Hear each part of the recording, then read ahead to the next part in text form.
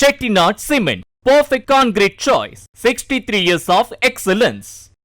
கரூர் கூட்ட நெரிசல் விவகாரம் தொடர்பாக வேலுச்சாமிபுரத்தில் தேசிய நெடுஞ்சாலைகள் ஆணையத்தின் ஆலோசகர் உள்ளிட்ட அதிகாரிகள் குழு ஆய்வு மேற்கொண்டு வருகின்றனர். இதுகுறித்த விவரங்களோடு இணைகிறார் நம்முடைய செய்தியாளர் பிரபாகரன். இந்த ஆய்வு குறித்தான விவரங்கள். வணக்கம் மேடம். கரூர் வேலுச்சாமிபுரம் பகுதியில் கடந்த செப்டம்பர் மாதம் 27ஆம் தேதி தமிழக வெற்றி கழகத்தின் தலைவர் நடிகர் விஜய் மக்கள் சந்திப்பு போது கூட்ட நெரிசலில் சிக்கி 41 நபர்கள் உயிரிழந்தனர். இது தொடர்பான வழக்கை உச்சநீதிமன்றம் உத்தரவின் கீழ் சிபிஐ அதிகாரிகள் பல்வேறு கட்ட விசாரணையில் ஈடுபட்டு வருகின்றனர்.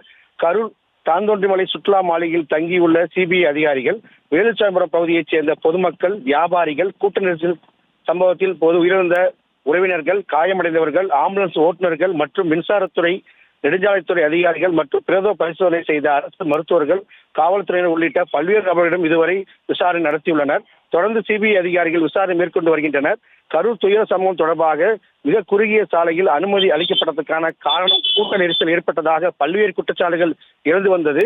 இந்த நிலையில் இன்று சம்பவ இடமான வேலுச்சாமிபுரம் பகுதியில் தேசிய நெடுஞ்சாலைகள் ஆணையத்தின் ஆலோசகர் உள்ளிட்ட அதிகாரிகள் குழுவினர் இன்று ஆய்வு செய்தனர். இந்த நிகழ்வில் கரூர் கோட்டாட்சியர் மற்றும் டவுன் டிஎஸ்பி செல்வராஜ் உள்ளிட்ட அதிகாரிகள் உடனிருந்தனர்.